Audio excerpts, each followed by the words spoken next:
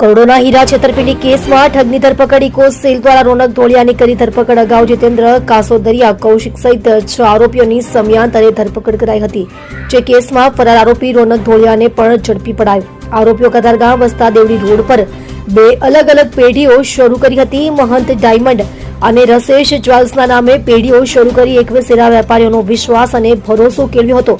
રોનક ધોળિયા અને જીતેન્દ્ર કાસોદરિયાએ ભાગીદારીમાં પેઢી શરૂ કરી હતી. જે પેઢી મારફતે વર્ષ 2025માં ફેબ્રુઆરીથી માર્ચના ટૂંકા ગાળામાં 8 કરોડ 20 લાખના LB લાઇટ બ્રાઉન હીરાની ખરીદી કરી હતી. LLP પેઢી ધરાવતા બંને ભાગીદારોએ મળી 21 વેપારીઓને કરોડોનો ચૂનો ચોપ્યો હતો.